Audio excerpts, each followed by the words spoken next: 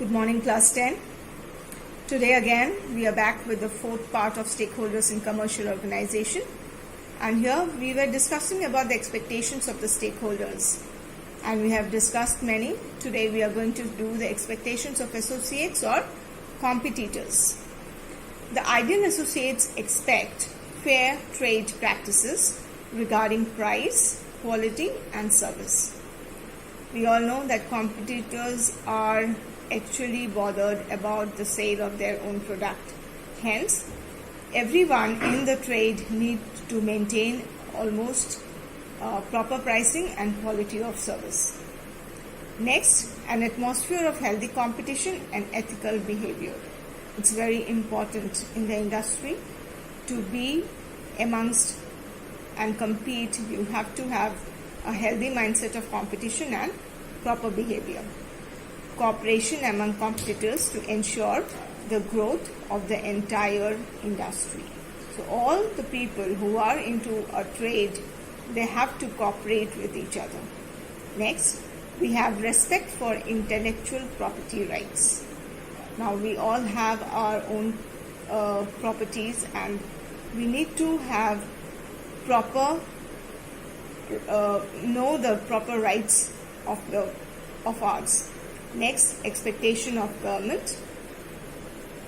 An ideal government should expect to follow the laws and regulations of the country, to pay all taxes honestly, regularly and in time, to avoid corrupting public servants, to make proper use of scarce resource of the nation, to avoid monopoly and concentration of economic power. So all these points are very important from the government point of view, because they are somewhere they lead to the proper functioning of a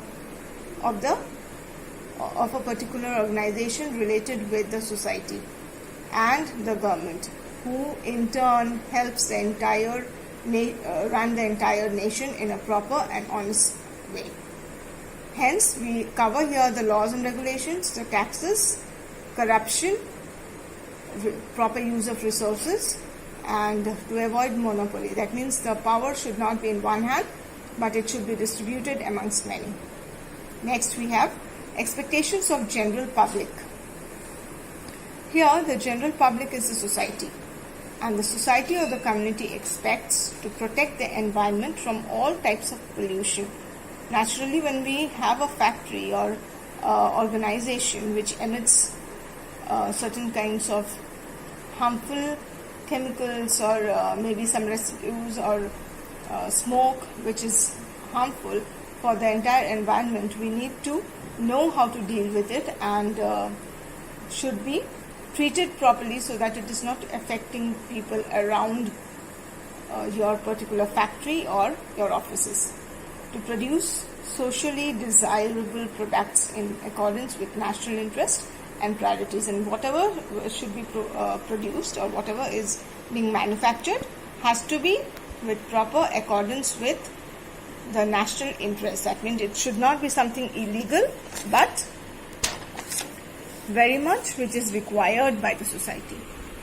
Next, to improve the standard of living of people by promoting educational, medical and cultural institutions.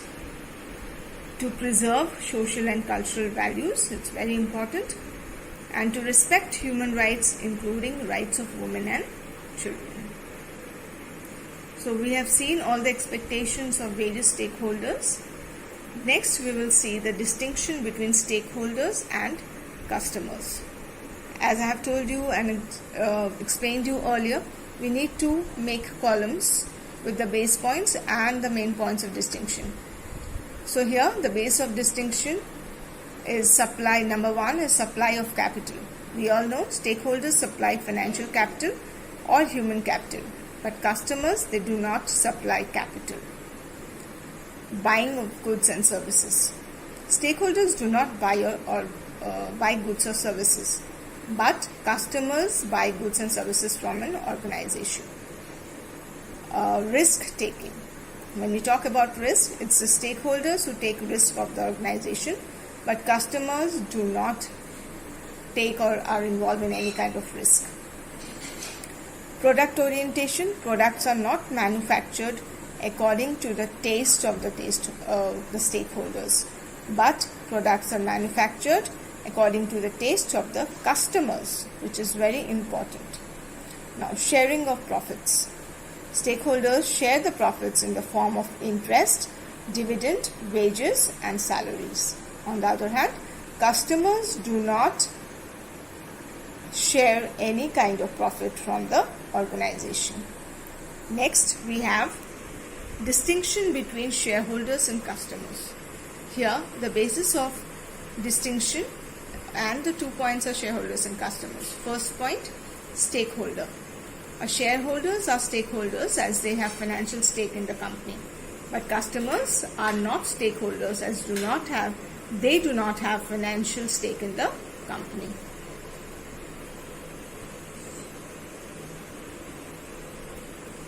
Next, investment. Shareholders invest money in the company by buying its shares. Customers do not invest money in the company. Dividend. Shareholders receive dividend from the company. Customers do not receive dividend from the company. Risk. Shareholders undertake risk of loss on the investment, but customers do not undertake risk as they do not invest in the company. Next, we have distinction between shareholders and creditors. Type of stakeholders. They are internal stakeholders. Creditors are external stakeholders. Nature of investors. Invest in the capital of the company. Shareholders and creditors, they only give loan to the company. Degree of risk. Shareholders assume greater risk of loss, but our creditors, they assume lower or lesser risk of loss of loan. Next, we have profit sharing. They share in the profits of the company in the form of dividend, and they do not share in the profits of the company. Last of all, we have membership. They are the members of the company having voting rights, the shareholders, but the creditors, they are not members. They do not have any voting rights. So that's all for today, children. Be at home and stay safe. Thank you.